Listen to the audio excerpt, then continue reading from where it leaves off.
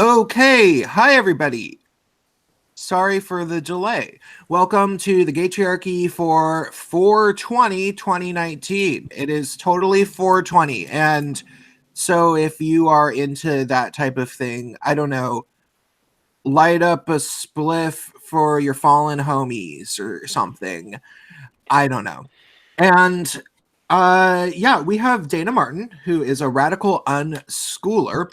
And honestly, Derek was the one who invited her because he's very interested in what she has to say. I think Derek has a big problem with school. I think because he went to like a weird religious school or something. That's what I remember. He can obviously explain himself. So I'm going to let him take over and ask the opening questions for a while. Sure. Well, Dayna, we're really happy to have you here. I'm really excited. I remember I first encountered you I guess it's a long time ago now. It doesn't feel that long ago, but it was back in, I think, 2013 when I saw some of the interviews you had been doing online. And for me, that was when I started like getting into this kind of like black hole of just YouTube, like realizing that you can find what people have to say on YouTube and learn that way. I had just graduated from college, so it was kind of like a new way to learn, which I think was kind of appropriate. But we were trying to think of new guests to have, and then I was kind of thinking through like who are people that I've seen, online that were really interesting, and then I remembered, oh yeah, Dayna Martin, and you have a kind of a way of speaking that's like really, I guess, really like empathetic and really like down to earth, and there's something really nice of it and refreshing about it. Just because I think that in like this sphere of people talking online, it's really easy to like be critical of things, and it's a lot of people pointing out problems and kind of doom and gloom. Whereas like the way you approach things tends to be, it's pretty upbeat and pretty happy. It kind of gives you a bit of that hopeful kind of white pill. But anyway, I don't know if you just kind of wanted to start by just talking a little bit about like your journey in unschooling, kind of a survey of it. Like, I guess what it is a little bit, how it differs from homeschooling, and just overall what your experience with it's been. And yes, sure. wait, hold on 1 second. Yep. Yeah, I want her to do that, but I also want to say, please show me the way, because I am not a particularly nice person. I am actually rather abrasive, and I am, it's something I admit to. At the same time, it works for my style of videos. But if I can be swayed to be a little bit nicer, you seem like someone who could do it. Wow, that's such a nice compliment. Thank you. I'm really happy to try. So I'm an unschooling mom. So let me just start. There's a lot of different components to this philosophy, but I'll break it down so it's a little easier to understand. So homeschooling is what 99% of parents do that choose to homeschool, and that's doing school at home. So they buy a curriculum, they do what schools do, they just happen to do it in a different location. They do it in their home. Where unschooling is very different. Unschooling is living life as though school doesn't exist. But let me go further. It doesn't mean we're uneducating. Education is really important to unschoolers, but what we don't appreciate and don't like is the institutionalizing of our children, and also the focus on education.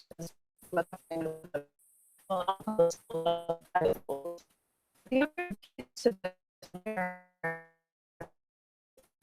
a huge difference between forced learning the university in the school, or being more giving them sites that they'll have in the manner of how they spend their time. So let me just share also that I have kids. I've actually been doing this a while. I have 4 kids. I have an 11-year-old son. I have a 14-year-old daughter, a 17-year-old daughter, and a 20-year-old son. He just turned 20 yesterday, actually. So I've been doing this for a long time, and I never, ever expected to be this type of parent. Like, if you would have told me 20 years ago that I would be doing what I'm doing, I would be like, are you guys insane? Like, this seems crazy. But it's really steeped in instinctual wisdom, and it's kind of how people have been learning since the beginning of time, before schools came to be in the late 1800s. So there's a parenting side of this, a peaceful parenting aspect of radical unschooling, and there's also the educational side. So ask me anything you guys want to know about it, because it's a really big philosophy. There's a lot to share. And I think for a lot of people, when I start sharing about it, there's something inside of them that really resonates with it. Like it's almost like giving people permission to feel things that they knew so long ago when they were kids themselves, and forced to go to school against their will. So what questions have come up so far for any of you since I've been talking?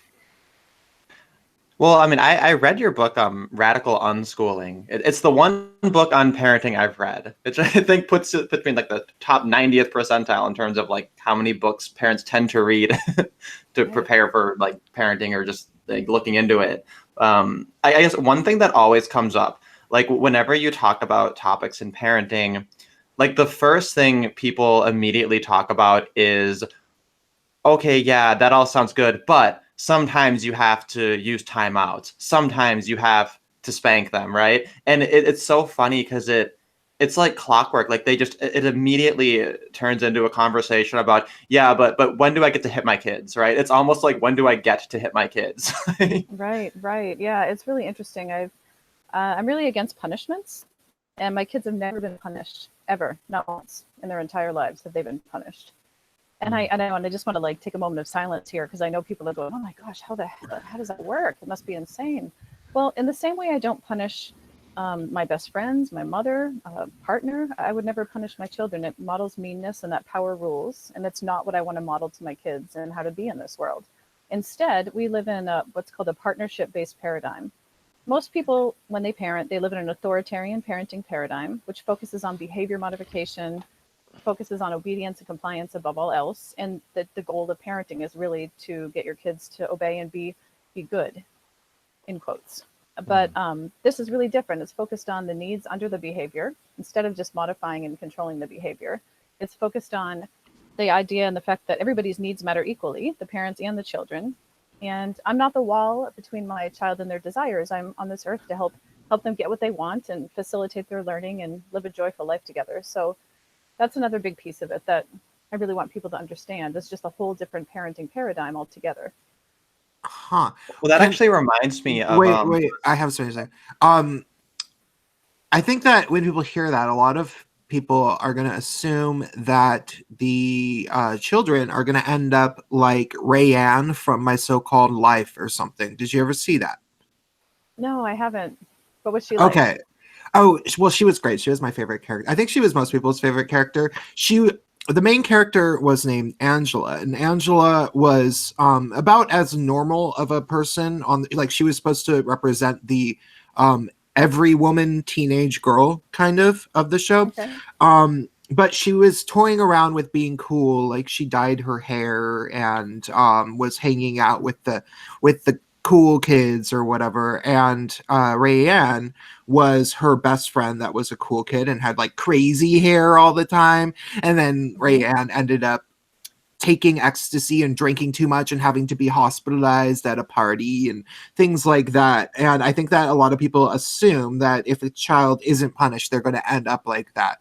And I assume that you believe that this is completely erroneous. Yeah, it's not true. But I think when people don't know the option, they don't know what to do instead of punishments, all their brain usually goes to is a totally permissive hands-off approach. That's the assumption when somebody doesn't know what to do instead. So I believe that rules are a replacement for being there, for being present with your children. Parents put rules on kids all the time and they need to be enforced with punishment. Instead of being present for your child and working through issues and discussing it and talking about it. So it's a very hands-on approach to parenting. It's definitely not for the lazy parent. It's a lot of work to parent this way.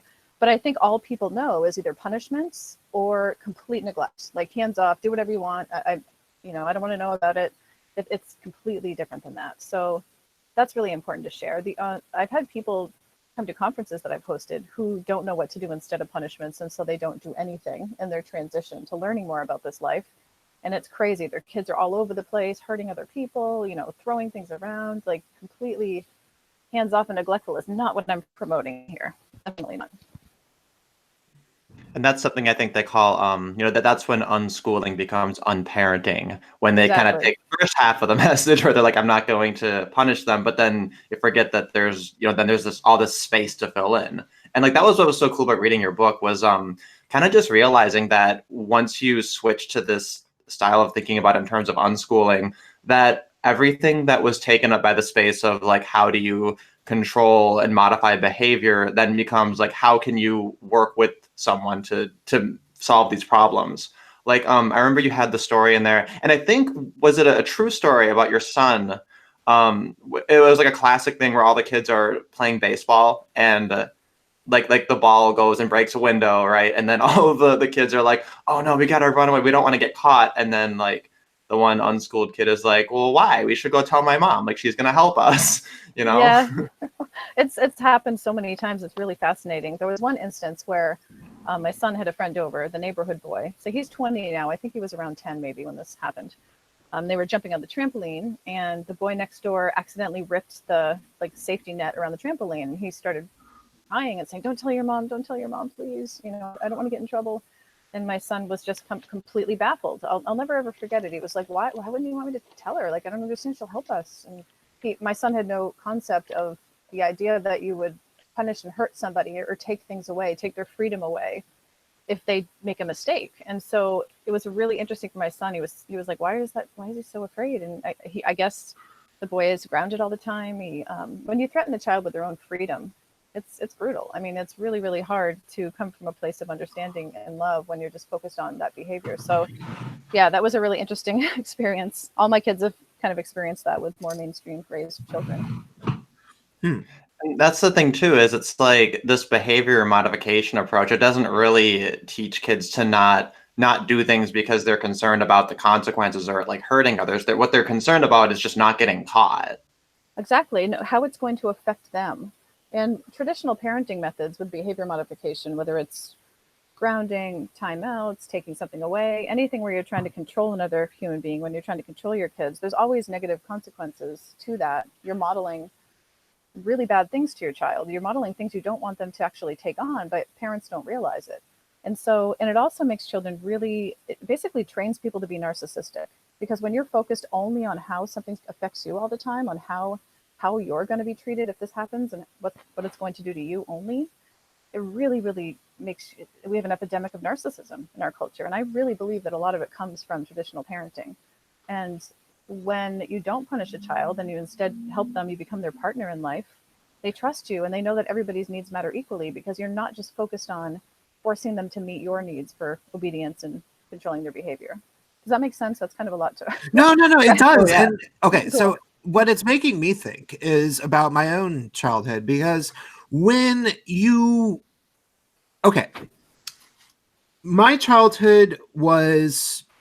Okay, you're starting to... I'll first preface that you're starting to make me seriously even think worse about my own childhood. Like, I'm like, oh, my parents were awful.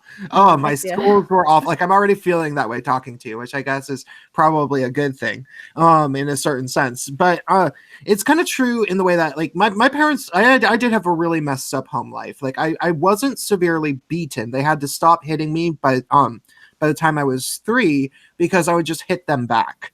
And the reason why I remember this, when my sister, who's 9 years older than me, told me about that, I kind of remembered the feeling of it.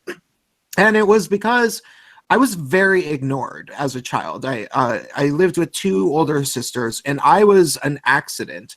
And it was very, very clear that I wasn't wanted around. Like, I think my mom got pregnant with me deliberately to hold on to the relationship with my father for a while. And it was this very unhappy, like, I was ignored. I was treated like my feelings didn't matter at all. And kind of messed up things would happen to me. Like, my sister, who is 2 years older than myself, I tell this story all the time.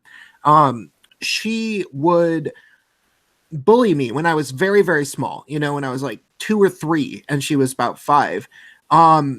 And she would pin me on my back and maybe like spit on my face and stare and like laugh in my face, just trying to torment me. And my parents did not care. Like, I would literally cry. I remember crying out and being like, help, or whatever. And they would yell from the other room, what's going on? And my sister, being 5, would yell, oh, we're just playing. And that was what would happen. And so this kid who's like way bigger than me would just pin me on my back and stuff. And so I'd struggle and get one of my hands free, and I'd hit her to get her off of me. And then she would cry and I would get in trouble. So after that happened a few too many times to me, my little 3-year-old logical brain was like, no, this is not okay. You guys don't get to just keep punishing me because I'm being bullied and you don't care about this. So they would hit me and I just hit them back, because it was like, well, what do I have to lose? you know? Right. Wow. That story. I mean, it's so. I had flashbacks in my childhood hearing you tell that story.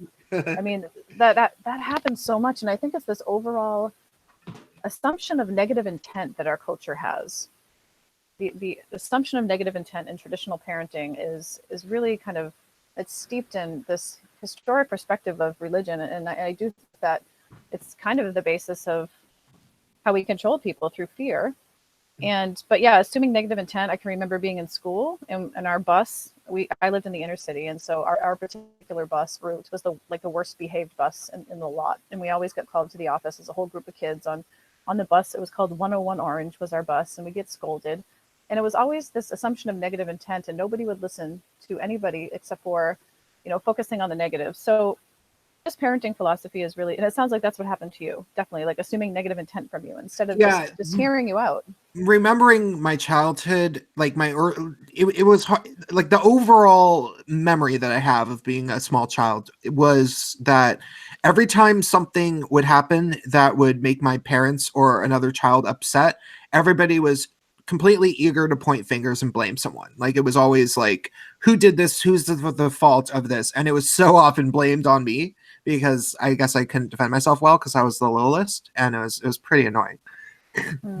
Yeah. Oh, that's hard, man. We carry that stuff with us too for a lot of our whole adult lives. A lot of our behavior now as adults is directly related to that kind of thing. Absolutely. Yeah. Yeah. I mean, I can remember being accused, and people thought thought so badly of me. I started to lose faith and trust in myself. I used to think, well, gosh, I guess I must be bad if everybody's just assuming I'm doing all these bad things. What's the point of being a good person? I mean, they're going to think that I did something wrong anyway, so screw it. And I became a pretty wild teenager. And I know part of it was due to that because people just assumed I was. And so you kind of follow suit with how people look at you and view you sometimes. It took a long time to really work through that, but I can remember that really, really vividly. Huh. So, okay, I have a question.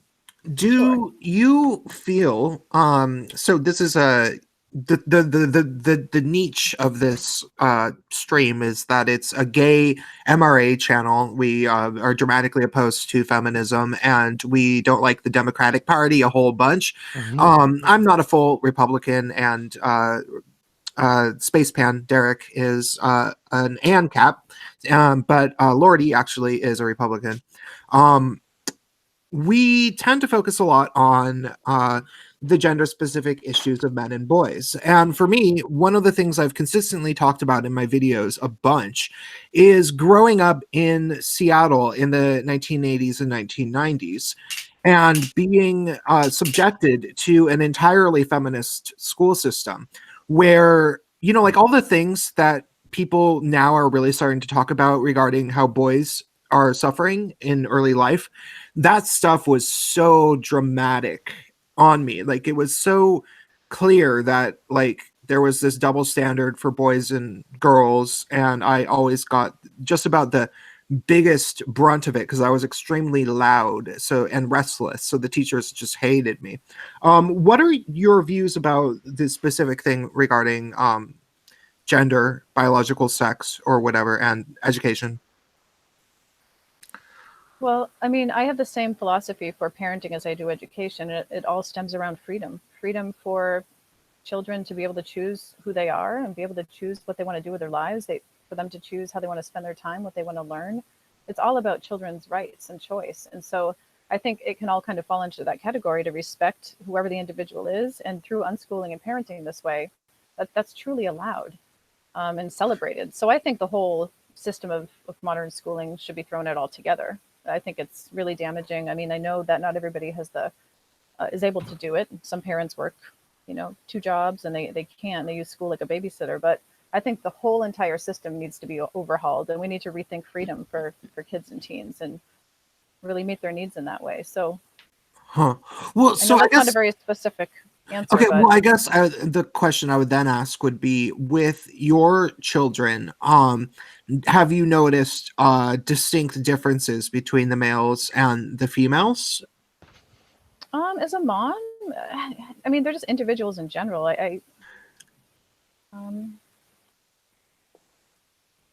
Yeah, I mean, Hmm. all four of them are individual people, but I'm not sure like what you mean with the differences Well, with. I guess the thing is that one of the things that's really brought up about the ways in which schools underserve boys at this point, and it was increasingly growing like that since around probably the late 70s, early 80s.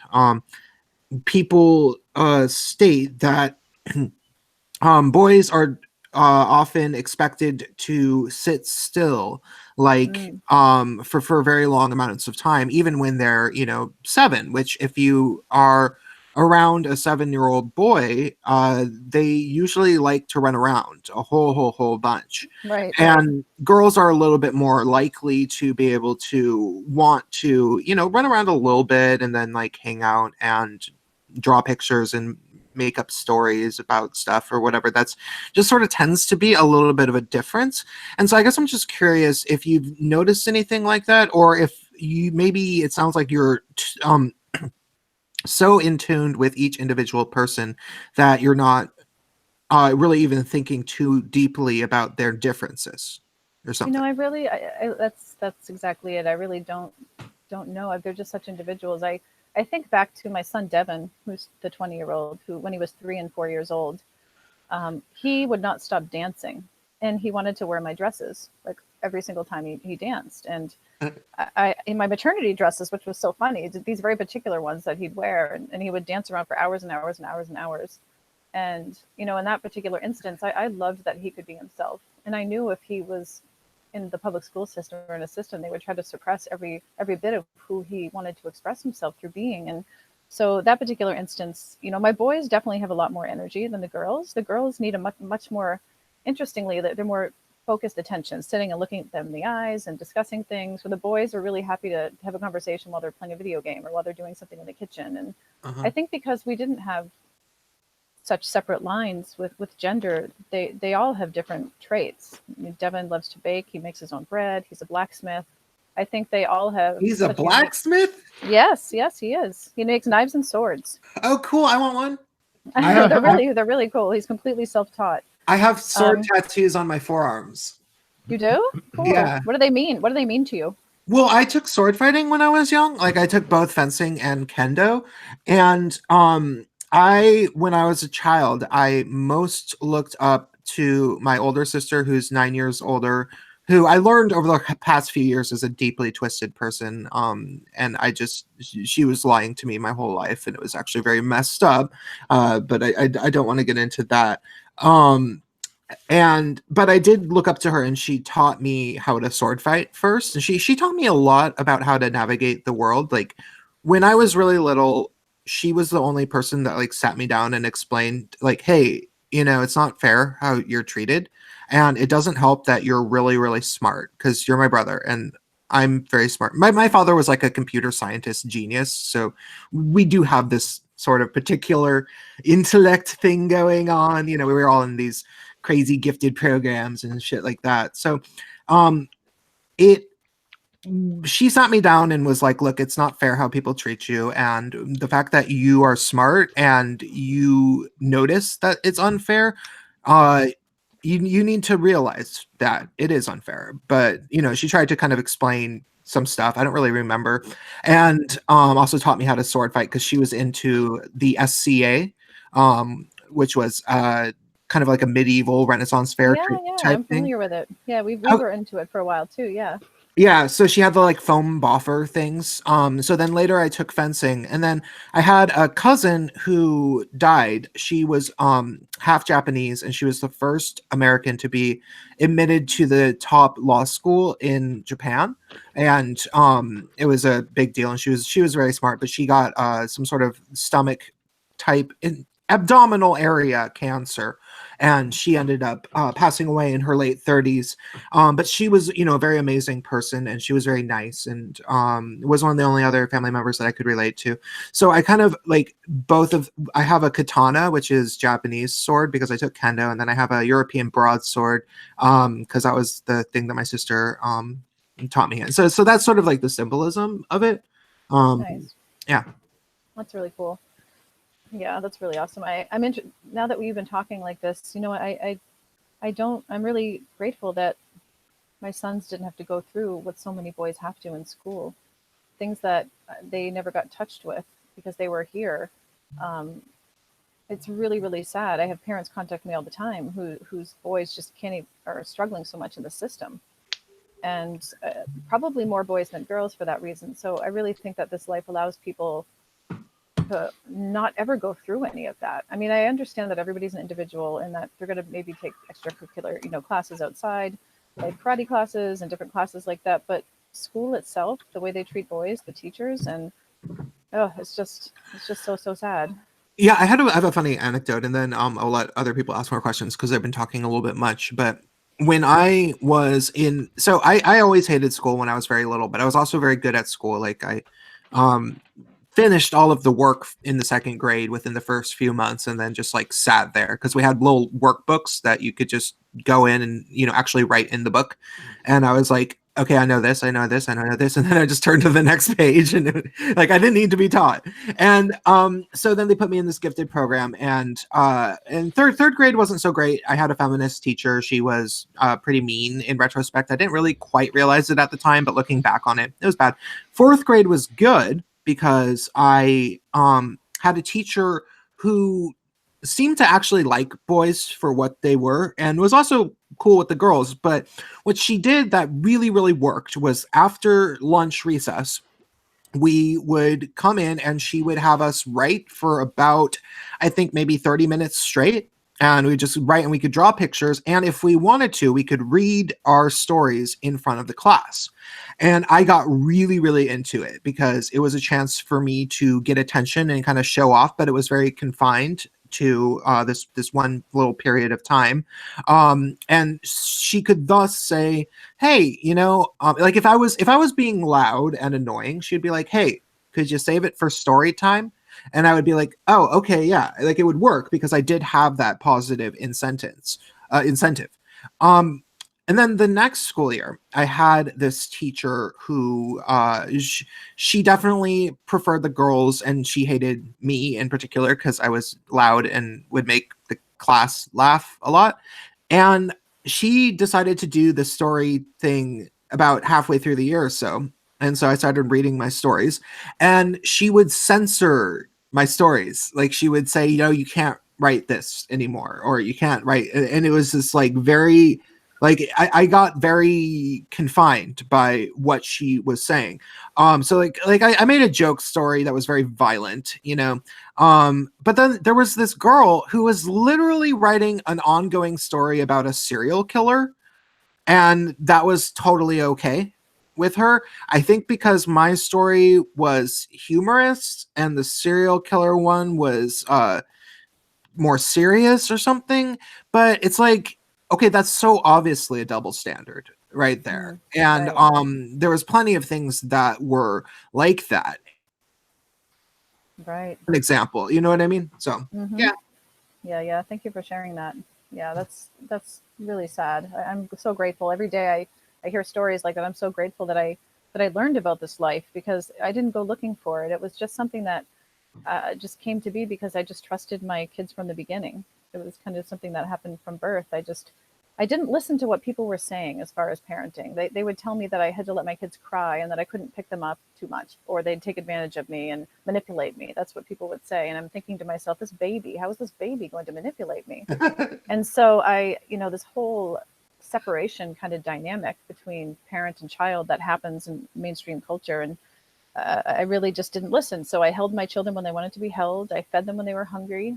We co-slept if they wanted to sleep near me. Of course, we did it safely.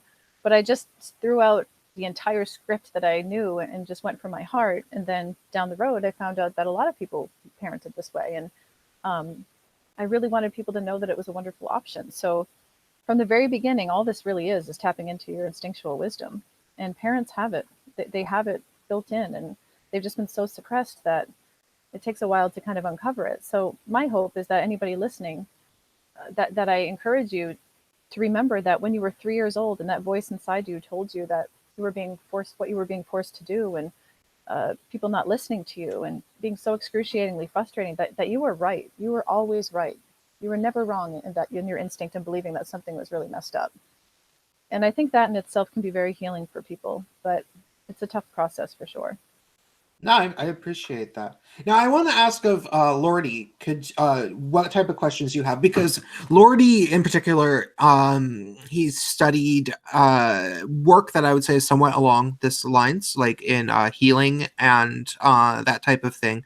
And I'm very curious what you have to say and what type of questions you have. So, calling on you.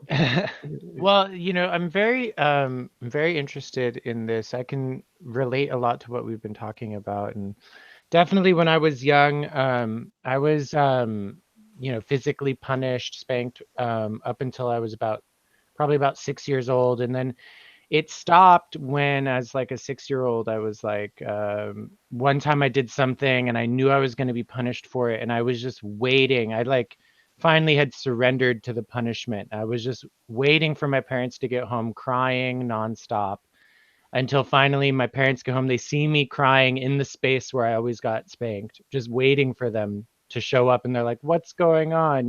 Why are you crying? Why are you waiting for us?" And I'm like, "Just wait until you guys see what I did." And I remember that was the last time my dad ever took his hand to me, because I don't think it felt good to him to punish someone who was already like so in pain, and like he almost, I think in that moment he realized just how small and innocent I was. um and that was the last time, and so that was like, but the thing is that I can say for a fact that the way that I was raised was teaching me not to be who I am, within the society, especially within the way schooling was done, and as a gay man, and as a gay man who was raised, who had no idea what gayness was, because I was raised in a very religious environment. And so I was a very confused person until I was about 17, when I could finally like got out of my little bubble and started to meet other kinds of people, and even so it and now I'm 30 years old, and I'm doing all of this health related work, which is doing which is all about helping me get back in touch with who I really am, without all of the conditioning and all of the fear and all of the being taught what's acceptable and what's not. And this process that I'm going through now, as I'm getting back in touch with my core self, is actually really, really painful, because it's just years and years and years of self-denial that's coming up now. And realizing all the ways I had made things harder for myself, unnecessarily. So, hearing you talk, Dayna, is really like brings a lot of relief to me, to know that this is something out in the public that people can learn about and apply in their own lives. Because you talk about raising your kids free, and we're in a society of people that were told that they were free, but of course they're not, and they were not raised free, even though they're told that they're free all the time. And that creates a lot of confusion, right, and a lot of tension, because people don't quite understand how they were lied to, and manipulated. And then you have an actual free person in the society, and they don't quite, and like you were saying with your kids, when they were with other kids, like they don't quite know how to communicate with the like the non-free people. Like, what do you mean? Why wouldn't you want to go ask for help or something like that? And that just creates even more confusion. So anyways, so that's just, yeah. And my question, I guess, would be is, how have your children now, like as free adults who were raised this way, how are they fitting in with their peers and such? Well, that's a really great question, and I just want to add a little bit to what you said. And thank you so much for sharing that journey, that story. It was really powerful and so honest. My kids noticed with mainstream kids, and I don't mean to any disrespectful label by saying mainstream kids. It's just kind of all I know to use, traditionally parented kids, that they were two different people when adults were around. And that also blew my kids' mind. So hearing your story makes me realize that we did morph into different people around the adults in our lives, which really is a warping thing to do. It is a really emotionally, mentally dangerous thing to do, but it was a survival mechanism because we naturally wanted freedom. We all are born wanting freedom. It's just part of our birthright and our instinctual desire. And when someone's threatening our freedom, whether it's you're going to be punished, you're going to be hurt, you're going to be grounded, you're going to have this taken away. When that kind of freedom is hung in front of people's faces, they're going to become people that they're not. And in becoming somebody, for example, somebody who lies, cheats, and steals, none of us wanted to be that way. None of us started like that. But we were so afraid of the repercussions if we didn't cheat on a test, or we became people that we didn't want to be. And in doing so, we hurt our souls. So we hurt our souls, our spirits, like so much that it was so damaging. And so, my kids today. So I have a 20-year-old. He lives in Virginia with his girlfriend and her parents, and he is functioning quite well around other people. It's funny because my son never did any kind of formal schoolwork. So it doesn't mean he didn't learn things. He was very, very passionate about learning, and anything that he wanted to learn about, I would facilitate his learning by bringing in a number of resources. But it was internal motivation on his part, and that's the basis of all the learning. And he decided when he was 18 that he just wanted to try to get a high school diploma. He was just really curious. Can I get this? I'm curious if I know what kids in public school know. Now, keep in mind, he never, ever took a test in his life. He never wrote a book report. He never did he never did a worksheet of any kind resembling school. We found a school, a brick and mortar school that was willing to give him the test, the high school diploma, not the GED. This is like a real high school diploma with like a private school. Paid $90. He took it and scored like above average on everything. It was mind-blowing that kids spend 12 years against their will at a desk all day, every day. But yet humans do learn from life through living life as a side effect of pursuing their passions. So I think, you don't really, my kids are out in the real world now. They're both very different. They were fine around other people. My daughter, Tiffany, she's a aspiring model, and she's a lot different. So she's really into designer and brands. And so she's so in the scene of, watching, Keeping Up with the Kardashians. She's like, really has very like fancy, rich taste, which is really interesting that both of my kids grew up similar, but. Does she like Project Runway? She does. Yes. I went to school at the New School University. I went to a division that was basically for writers overall. But the design school is Parsons School of Design, and Tim Gunn, the host of Project Runway, he was the president of Parsons School of Design, and it's like the most prestigious design school in North America, basically. Wow. So every time anybody talks about fashion design and everything, I'm like, ooh, I kind of know about this. That's awesome. A lot of my best friends were fashion students. So that's awesome. Well, I'll have to maybe connect her with you if you're up for. Oh yeah, that'll be fun. Could we have her as a guest on the show? Yeah, she would love it. Well, the interesting thing about her is she has a certain kind of just knowing and passion and drive that was never squelched. So she was a child. My daughter Tiffany, who's 17, is a highly sensitive person. From the moment she was born, she just cried a lot more than most babies, even though I'd hold her all the time. She'd wake up when she was 1 year old in bed, start screaming to go downstairs. She had no patience. She was very, very intense. I read every book I could on sensitive, intense children. And I know if she was put in the system, they would have drugged her. Oh, no doubt. She would have been drugged and labeled, and it would have destroyed who she is. And instead, I was with her, all the time, and I facilitated her passions and her learning. But she's a very, and you guys probably, either you're like this or you know somebody like this, she will get anything she wants in life. That's how determined this child is. Anything. And so her being an aspiring model, she has no doubt that she's going to be one. You know what I mean? Like in her mind, she's just anything she wants. She's like, I will have that. Well, and I'm like, you're very pretty, so it's Oh, I thank you. I don't find it non-believable. You can't see Dana, but look up her name and look at some photos because it's That's all so over nice. Google. She's very pretty. Oh well, it's so nice. You wouldn't think so right now. I swear. I have like, that's why I asked him, like, is it going to be video? And he was like, no. I'm like, oh good. I'm in my like bathrobe and my hair is all up. But hey. Yeah. So my daughter, like, when she's connecting with other girls who are, with a modeling agency, they all have a lot of fear and self-doubt surrounding it because they just, their self-esteem, a lot of them has been really killed no matter how beautiful they are.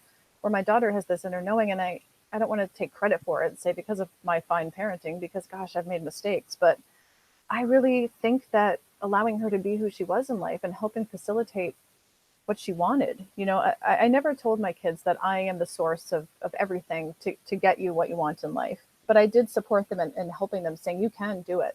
You can. And I would facilitate. It was hard for me, like, because I was kind of like a crunchy mom, like I had home births, cloth diapered my kids, like, early on. So for Tiffany to be like, all I want is Barbies. That's it. That's all I want. And I'm like, oh my God, commercialism. Oh, Barbie. Oh, this is so terrible. But I never said that to her. I always trusted her. And she really pushed my limits with so many of my preconceived beliefs of what I wanted her to be. And instead, I supported her. I bought her the Barbies. We went to yard sales even when we didn't have a lot of money, got her Barbie stuff, surrounded her with everything that she was drawn to. And I'm really, really glad that I did, because my son, Devin, who's 20, was like a total nature freak, building forts in the woods. He was a survival teacher for a while, like everything organic. He made his own clothing. He actually made clothing from wool. He built himself a loom, then made his own then made his, I'll send you pictures, guys, it'll blow your mind. Made his own clothing. I'd kind of like to show this on air. I feel like the audience should be seeing this. Could you send it to us, Derek? Yes. Could you send the pictures to Derek or give him a link or something? Maybe, maybe if you could show it, like, right now, if that's possible. Let me see. I could probably try to pull it up. I'm not very good at multitasking and talking and doing this. So we could banter for a second, because I really feel like the audience would like to see this because it sounds really cool. So I guess I felt like I had something to say for. Oh yeah, I was going to say that children.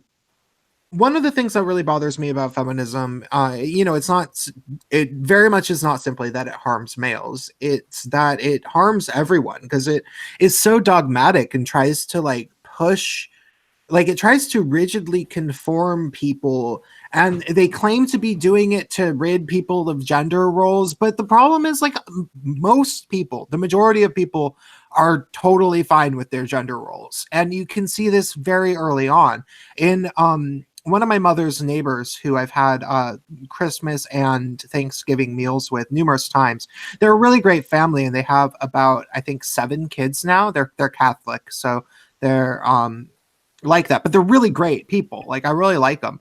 And their second littlest, or they might have like a 2 ones past her, but when I first met them, their littlest is this girl who's probably about 4 now, and she was 2, and they noticed very, very early on that she was just this very girly little girl, and they got her a baby doll and a baby carriage for it. And it was actually really cute. Her name is Rosemary. So she had this little baby doll and this baby carriage, and she was just trucking that thing around Thanksgiving like all day. She was just so stoked to have this little baby in the baby carriage. And so I took a photo and put it on the internet and being like, Rosemary's baby. And it was so, and the people in my mother's community who are very leftist, hippie, but they do send their kids to school and everything. I think most of them do. A lot of them are very feminist leaning. And even if they don't really realize, like, even if they don't think they're actively feminists, it's just such a heavily feminist environment in Seattle and in the leftist culture, that I think that people were sort of maybe thinking, oh, let the kids be themselves. But then when she was like, okay, I'm a girly girl, they're like, oh, well, we didn't encourage this, for the record. This is not something that we put on her. You know, like it seemed like people were like trying to make that clear to a certain degree, just because of the general feminist cultural influence over that environment. And I don't think that like I think that they were totally fine with letting her express herself and being the person that she was, but they still felt, I think people felt self-conscious, and not just the parents, but you know, the older brothers, and the other people in the community. You know, everybody sort of need to clarify. It felt like that she was just doing this because apparently, even at 2 years old, was into dolls, and that like they had to make that clear. So. Right. Okay, I sent 3 pictures over. Yeah, I'm just sending them to my other Facebook account. Okay. The reason I messaged you from like that Chinese one is because I was actually on a 30-day ban and I made that account. And then I had the idea to message you. And then I realized after the fact that I was like, why? I was like, she's not going to respond to my stupid fake Chinese account where I'm named after people and I say I'm a Chinese spy. But then you did.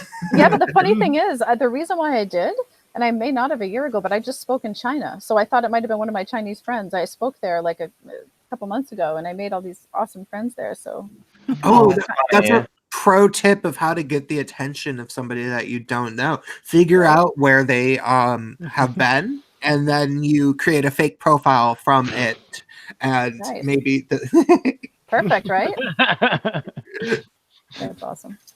So that's the thing too. So I can go. I was just gonna say, because people ask me like, how did you get like Janice Fomenko on that one Q&A? And I was like, well, we're friends on Facebook, and I sent her a Facebook message, and people are like, no way. And then I remember for this one too, it's like, how did you get Dayna Martin? You guys must be colluding because you're promoting this anti-government whatever. And I'm just like, dude, like, 0% collusion. This well, I know, right? It's always collusion. It's funny. Okay, so I do my entire. I sent over like 2 more so you guys can see the loom that he made. So I'm screen sharing. I don't know. Is it showing me right now, or am I not presenting? No, I see the picture of a guy in a. Okay, I'll present to everyone. Hold on 1 second. Present to everyone. Okay. These pictures are great. So Devin made this entire, like, I don't even know how he had the patience, but he did. He made this entire, it's a Viking reenactment. It's completely, he tells me, period accurate for our Norwegian Viking. He even made the shoes, the belt, everything. And the interesting thing is he dyed all of that fabric himself too, with like cabbage and all these other dyes. And so I put these pictures up, and Devin, he was really kind of popular as far as like my social media. Like everybody loved him, but he could care less. Like he didn't even have social media. He was never impressed with who liked his things. But the show Vikings contacted me and asked if he'd be interested in being signed on to make the period accurate clothing for the series Vikings. Yeah, that is crazy. But what? Did they know how old he was? Yeah, well, they ended up not doing it because he could not produce what they wanted. Even though they offered him like a lot of money, he was just like, no, I just do it for fun. It'll be too stressful. I'll lose the fun in it if I have to like do it for work. And I was like, are you crazy, old son? But I totally respected and understood where he was coming from. Wow. I don't know of the show Vikings. What network is that on? I think it's maybe it's TBS. I'm not sure. Oh my god, cool! He made that. Yeah, and he made all that chainmail, the helmet. Oh my god, that's cool! I want to hang out with him. Did he print off a face to put on it? Is that what that is, or is someone wearing that? What do you mean? No, he's wearing that. Yeah, he's wearing it. It's maybe a weird angle of the photo. Oh, I see. Okay, yeah. So, and I want to just share with you. So, all my kids are really different. So that's Devin's totally into all this stuff, and it's really impressive to people. My daughter Tiffany is much more. She's kind of more materialistic. You know, she's all about beauty. Her Instagram is her. You know, it's been a hard journey for me to help share with her that she's perfect the way she is, because she's so into social media that there is a lot of pressure, no matter how people are raised, to look a certain way. Mm-hmm. But she's all about designer. All that's really important to her with her social media is that she's showing that she's wearing Gucci, or that she's showing these different brands and designer things. So facilitating that for her, I know it's going to lead to incredible passions in a career someday. My daughter Ivy, now she would probably freak you guys out, actually. I don't know. She's 14, and she she's really into heavy metal scene, the goth scene. She's real like a goth kid. Now, Wow. on the onset, when you see a child that looks like her, you would think that they were a bad person. You would think that they were wild and crazy, and oh my gosh, they look like a criminal. There'd be a lot of judgment there, when in fact she has to be the most compassionate, loving, sweet, connected person I've ever met. And the ways that I've facilitated her passion for goth music have been so much detail that she met Marilyn Manson a couple months ago. We met him and told him about unschooling and told him about her. And she had a dream to meet him, and we made it happen. And she's one of those, she's an animal activist because her family is vegan by choice. Two of the kids are vegetarian, but the other two are vegan. And she's the type that stands in like the meat department of the store holding up footage of factory farming. She's a really hardcore, extreme, like beautifully sweet person. How she's old really is she? different. She's 14. Well, I can send you some pictures of her if you too, while we're just playing around here. Sure. Wow. For the record, no, she wouldn't freak me out at all. No. I was very I like to say, as simply put, I was at one point a ranking officer in the gay underworld. If you saw the social Awesome. scene that I used to hang out with, it's pretty hard to freak me out. I have seen men have anal sex with people who didn't speak English as a joke. He was like, no, I would only want you to suck my dick. I don't want to stick it. And the guy was just leaning over and just being like, put it in me in Spanish or whatever. And he eventually is like, oh, fine. And just sort of started. And it was making like fake grunting noises. Like he was like, and pretending to be into it. It was so bizarre. Yeah. So this was So so nothing is going to wholesome. This was so wholesome. You had to go there within like, Oh, it's okay. like See, 15 seconds to It's talk. all good. It's all good. I'm sending you a couple pictures of Ivy. And I think this is the reason I'm doing this too. Is I think it can be useful to see that when a child is raised with freedom and support, that they become who they're meant to become. That I think I see families where they're forcing their kids to dress a certain way and forcing them to act a certain way. Also, they're not embarrassed as parents to give this illusion that they're wonderful people. The only thing that really matters to me is my children and facilitating what they want and who they are. And the big difference, I think, is that I care more of what my children think of me than what strangers think of me.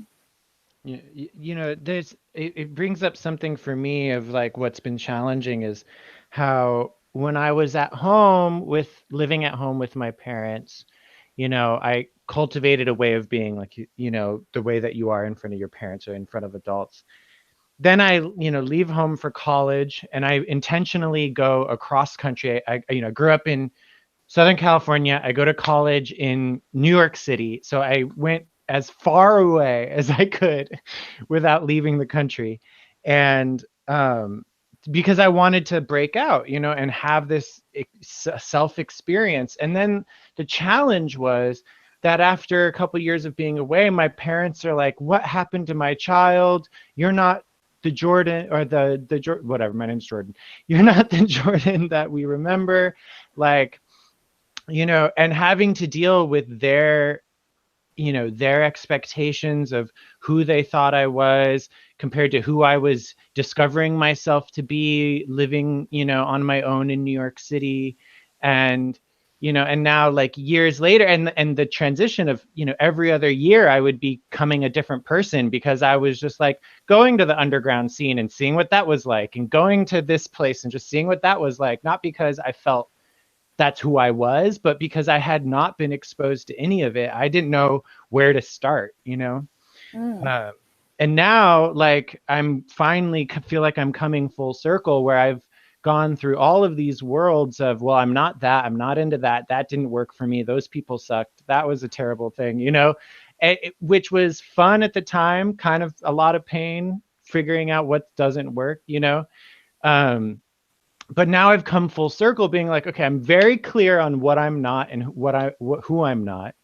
And now I'm just getting into that place of like, okay, so that means now that I know what I'm not, I can finally get in touch with what I am. And I'm having these conversations with my parents now where they're like, oh God, we were so worried about you. Oh, we're so happy that you're finally settling down and we're going to get our son back and all this stuff. And you know, and I honor them, and I don't, you know, when they say stuff like that, I'm like, yeah, okay. But, you know, inside I'm like, you know, guys, you're just now getting to know me. Right. Right. So then this one's the loom. Yeah, that's one of the looms he made. Now, is the daughter that you said, I think Tiffany, the one who is into design? Yeah, and I just sent 2 pictures of her. So I sent 2 pictures of Ivy, my goth kid, and then 2 pictures of Tiffany right after that. So does Tiffany use the loom? No, Tiffany, no, she does not use the loom. She doesn't know how to make clothing yet, but she really would like to learn. So the loom is does more. she draw? She does. She likes to draw. She likes to play music. She sings. She takes voice lessons. She plays guitar. She's like a YouTuber, so she's in that whole scene. Oh, okay, yeah, because you can tell her. I mean, she probably already knows this, but in case she doesn't, that if she does actually want to go on to collegiate level design school, the main thing that you really got to do is draw to get in. And then they'll teach you everything once you get there. But if you can draw good figures, like try to find fashion figures. I'm sure it's easy enough to find them online to see what they look like. And the secret to it is learning to draw your figures, like have a template for the body, and then you draw the clothes over them so that the person's body theoretically looks the same over and over and over again, but just with different outfits. And that's how you can tell what the clothes would theoretically look like, by taking the pose out of the equation. That's what they look for. Cool. Thank you for that tip. It's so funny how different they are. Yes, I know, this one's it's Ivy. so crazy. This is Ivy, and she's so sweet. Though that's the funny thing is, like, she gets so many stares. You know, when we go anywhere, people stare all the time, and she's not even fazed by it. See, me at that age, I would have been mortified when people stared at me. Like, I just did not have what these kids have, because they didn't have it robbed from them. They weren't beaten down. They didn't have their spirits crushed. So the confidence that they have is, and I hate when people judge her, even though I know it's normal, but I'm the one that's like, oh my gosh, like, will you stop staring at my child? And Ivy's like, who cares? I love it. It's fine. Doesn't matter at all. She'll just stare at them in their eyes. She'll stare at them till they look away. She's like, watch this. Watch. This is what you have to do to get people to stop staring. And she just stares at them. Wait, I'm curious. I'm curious about her hands in that last photo. Did she paint them like that? Let me see. Yep, she did. She colored them black. Yeah, and added a little bit of red to match her hair. It's a cool photo. Yeah. It's really well done, actually, compositionally. Like, this is something that you could have as in art school. Like, if you were studying, like, the thing is about design school is that they make you take all sorts of disciplines. They have, the first year is this really, really vigorous thing where they make you do sculpture, they make you do all sorts of crap. And I don't remember if they make them do photography, but this would pass as like a well-composed design school photo for sure. Well, I think Ivy does photography, doesn't she? Yeah, she does. She's really into it. It's interesting. Both the girls are really into that. And, you know, I think for me, I don't judge my children and their passions or interests. So I don't judge, you know, with some homeschooling parents I've heard, you know, that are more traditional, will be very, very impressed and will brag about their children learning about Egyptian history. You'd never hear a parent like bragging about their child's passion for goth music or the music scene. But for me, I really feel differently, because I was a metalhead when I was younger. I totally get open-heartedness. I know who she is. I don't find these things dangerous or corrupting at all. Instead, I respect their desires and their passions, no matter what they are, without judgment. I do, and because I know learning happens no matter what they're into. It's the nucleus of their learning, whatever they're passionate about at the time, and I bring resources into their lives, and I help them get what they want. Ivy loves to go to concerts. She loves meeting the bands, and so making that happen for her, she's so inspired, and she wants to be a guitarist someday, as well as continuing to be an animal activist. So yeah, I think she's the most powerful person I've ever met, actually, my daughter Ivy, because she busts through stereotypes like I've never seen before. Yeah, so I did post a picture too of her with Marilyn Manson, just because it's. And the funny thing is, it's kind of, it's like what kind of behind that one, behind the other two. But the funny thing is, like, we have this joke, right? So she looks like his daughter, and so we have this joke that you know, that he is her father. And so it's kind of this funny thing. It's like, Ivy, I have something to tell you, because everybody sees this picture of her and him and thinks that it's his daughter. Wait, So, did he have a daughter that directed a movie? I don't know if he even has kids. I don't think he does. Okay. Oh, like a theoretical daughter Yeah. of his. Yeah, it's a joke. Oh, okay, Oh. okay. No, because I think that I saw. Oh my god, yeah. Doesn't it look like his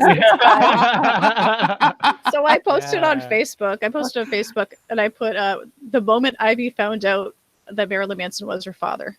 Her Yeah, look on her face. like Liv Taylor of she's the actress who is in like the Lord of the Rings, and her father Liv was Tyler. Liv Tyler. Yeah, her father was Steven Tyler from Aerosmith, but she didn't know because okay, so like obviously Liv Tyler, you remember her from the Lord of the Rings. She was the elf that was really fast rider in the first movie, and so she was riding Frodo, and there was this like epic chase scene, and she was trying to get away, and then she called upon the nature gods to create a bunch of like horses out of water, and they came and trampled the people that were chasing them.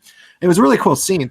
So Liv Tyler's like really gorgeous. She's really, really pretty. But Steven Tyler's kind of strange looking. Well, there's a reason, is that the mom was this like bombshell model from like the late 60s and 70s or something like that. And she had child out of wedlock with Steven Tyler. But I think that they remained sort of friends, but it was like rock star illegitimate child, so she took the daughter to the show of Aerosmith, and I don't know, she probably gave her a little pep talk before, like she probably psyched her out for mysteriously, but she didn't say what the deal was. But at some point during the concert, Liv turned to her and said, "Is that my daddy?" And it was. Oh my god! And yeah, I That's saw crazy. What yeah, a story. she was on like 60 Minutes or the mother or like 2020 or something, and she told this story. So wow, that's crazy. I just sent a couple of pictures. Ivy has her own business making dolls, really unique, weird dolls. So this is something that she makes money from, and people buy from her all the time. In fact, people collect the stuff that she makes. These are so cute. They're really different. People love them. And the funny thing is, like, she is so passionate about it. I told her before, you could charge a lot more than $2 per doll. And she says, I just want people to have them. I enjoy making them. And she did try raising her prices once, and she just felt bad charging so much. And so she's really just living her passion and making money off of it. And she sells all her old clothing on Poshmark and all these different places. So these kids that aren't conditioned to take orders, it's a really interesting thing, right? So I was on the Dr. Phil show talking about this, and it was actually the first TV show I was on as an advocate. I've done many different shows. Our family was on Wife Swap a couple of years ago. I've been on the Jeff Probst show, Nightline, CNN, Fox News, all promoting this life. Now, most of the time it's extremely sensationalized, but I'm just happy to get the word out there and to share with people about it.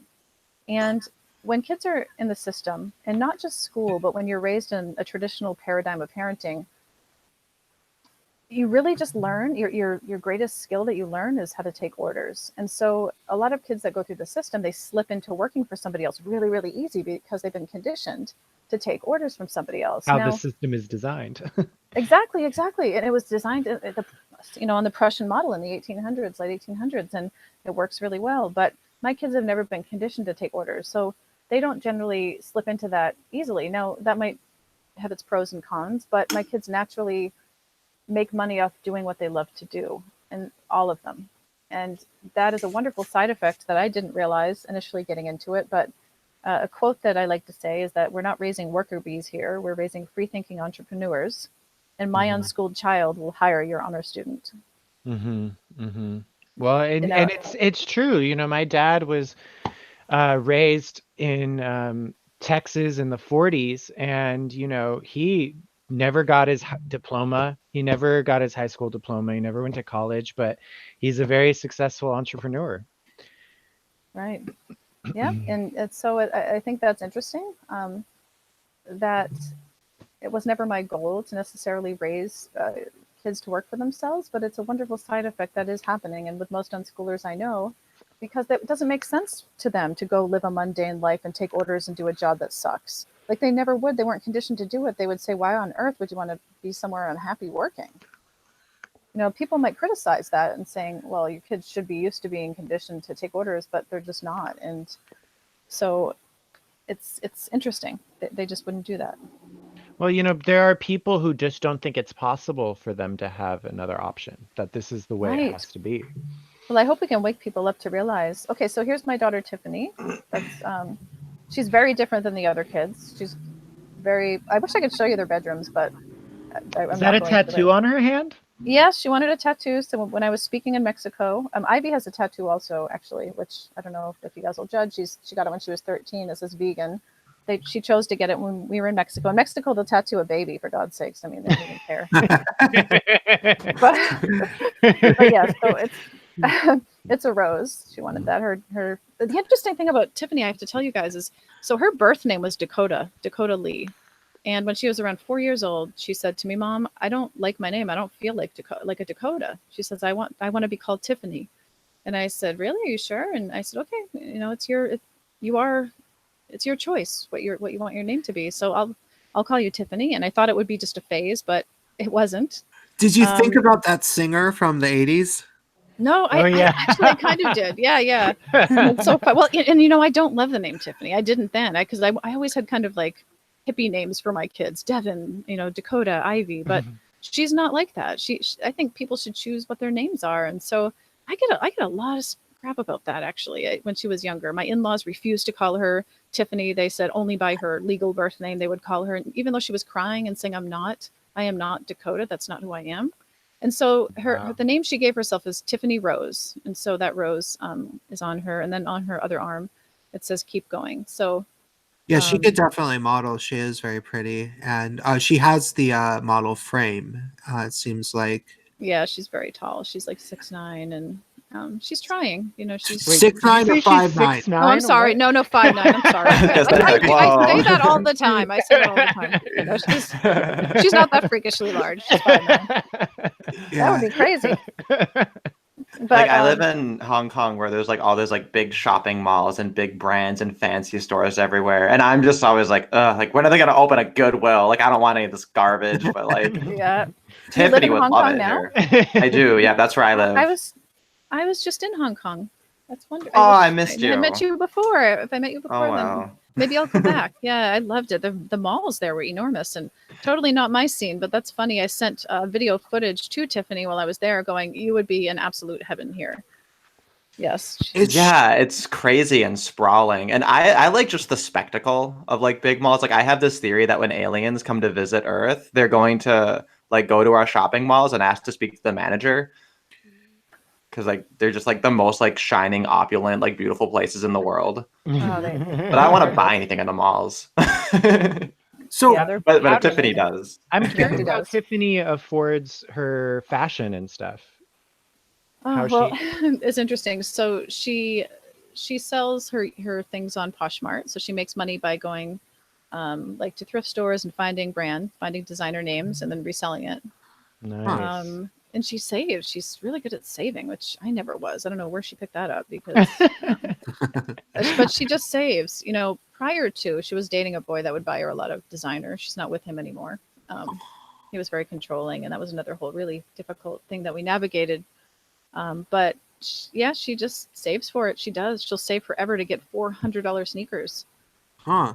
I don't even know why on earth she'd want to spend that much, but it's her journey and it's her path. And she's had a few jobs, but she doesn't, again, like working for somebody else. So she's trying to find a job that she really enjoys. In the meantime, has her own little business selling clothing, and also her YouTube channel makes money. So and she barters a lot. Interestingly enough, she barters for some designer stuff. She just traded, she traded some Beats headphones for this designer $400 sweatshirt that she had. Now, keep in mind, I'm not a wealthy woman. Not yet. I just read The Millionaire Mindset, and I want to become one. That's my goal. But we're not wealthy. We're not wealthy people. But somehow she finds a way. When she wants something, she will work really hard to find a way, whether it's bartering, whether it's she just can manifest anything. I don't know how she does it. There was a funny story I wrote for my blog a long time ago. So when Tiffany was 6 years old, we were watching, there was something on TV, a commercial for one of those pink Power Wheels Jeeps. Do you ever see those? They're like $300. Mhm. They're I definitely amazing. wanted one. And Oh yeah, I wanted one. they're really cool. And Yeah, it was the only thing besides video games that like I was like, I actually want that toy that is not hooked up to my TV. right. Well, you know, we didn't have the money to afford one at the time, but I didn't say no, you won't get it. And I think that's a really important thing, to open up your children's minds to think that you're not the only source of them getting what they want. It's not about that. So I told her, I said, we can't afford it right now, but that doesn't mean you can't get one and you can't manifest one. So we made a vision board where she put the picture of the pink Jeep on it. We talked about it. I told her to sit and imagine herself driving in it, like picture yourself in this pink Jeep and what it would feel like. And I could see her little eyes closed with this big smile on her face. And, you know, I said, we'll have a lemonade stand. Let's just start working toward it. So again, I remember being young and wanting something and just getting the no way, we can't afford that. And that was it. Like, that's what the adults said. And of course, my dream was shattered. I didn't think about it anymore. They told me what I could and couldn't have, and I just accepted it, you know, and it was a really different way of living. But I always told my kids that even money is only one way to get what you want in life. And when you're determined and you're focused on something and you feel yourself owning it and you think outside the box, well, the very next day, I have to tell you guys, this is crazy. So I went over to see a friend who who called me out of the blue that same day. I hadn't talked to in like 6 years. Called me out of the blue, asked if I could go over their house to help her work on her website, because she knew I had my own business and needed help. Well, I went over there with the kids, and when we first pulled in, her garage was open, and I'm like, oh, I like your new house. It's nice. And she said, we walked into her garage, which went like right into her house, and there was a pink Power Wheels Jeep right there. And Tiffany goes, oh my God, there's a pink Power Wheels Jeep. I was like, that's so weird. Tiffany wants one. We just were talking about it yesterday. And she said, oh, she can have it. My daughter hates it. Oh my God. Right then and there. So I'm telling you, there's something like really magical about how she can manifest things, like in ways that you wouldn't even imagine. So I want everyone listening to also know that this is for yourself too. There are so many ways to get what you want in life, whether it's material, whether it's trips, whether it's connections with people, just life experiences. When you think money is the only way, you literally block yourself off from opening up to so many possibilities. So that's something I've always taught my kids. They've always had vision boards. We talk about, you know, how else they can get it, bartering, you know, other resources. So that, and she's done that, man. So when you ask, how does she afford her clothes? Well, a lot of times it's not with just money itself. It's bartering. It's other experiences. She finds a way to find things cheaper. It's amazing. Beautiful. So there's a book called Rich Dad, Poor Dad, which teaches this mindset. Yeah. I'm speaking at an event where he's speaking. Actually, we're both speaking in Connecticut at the Red Pill Expo, I believe it is, or maybe it's I have a bunch of speaking gigs lined up, and I know he's speaking at one of them. Oh, are you in Philadelphia? Well, you're already right in line with him. Yeah, he's pretty awesome. Are you possibly going to be at ICMI? Where is that? It's going to be in Chicago in July. No, in August. August. Oh, that's even better for me. Okay. Tell me more about it. What is it? I'm typing It's it right now. International Conference on Men's Issues. This year it's being hosted by the Honey Badger Brigade or Honey Badger Radio people. But originally it was hosted by A Voice for Men. The first one they had was back in 2014. And they haven't had one exactly every year, but let's see, they had one in 2014, 2016. I don't remember if they had one in each of the years, but anyway, they're having a new one this year in Chicago again. They've hosted it kind of all over the place. Like first they had it in Detroit, and then they had it over in like the UK, and then they had it in Australia, and then I think back in the UK, and people were saying, when are you coming back to America? So this year they're finally coming back to America. Awesome. Oh wow, I'd love to go. Yeah, it's a super cool event. I went to the first one in 2014. And yeah, it's really cool just to like meet different people who are kind of also into like, I don't know, like learning stuff through YouTube basically. Oh, is everyone still there? I can't hear anyone. Yeah. Oh, okay. There was like a weird cutout with some static, so I wasn't sure what happened. But yeah, it was a really fun experience. So I'm really excited to go. I'm flying from Hong Kong to check it out this year. So I was curious, is Tiffany into the show America's Next Top Model? Oh, maybe we lost Dayna. I wonder if that was the sound. Oh, weird. Oh no. Let me see. Well, it says she's still in the Hangout. Yeah, but But we can't hear her. Dayna, Uh-oh. Dayna, can you hear us? if you can hear us, you might want to leave the chat. Oh, now it says it's okay. She's trying. Dayna, just leave the call and come back, and then that should fix it. It looks like she muted herself. Okay, cool. So it looks like I'm still presenting. I think, do you change that?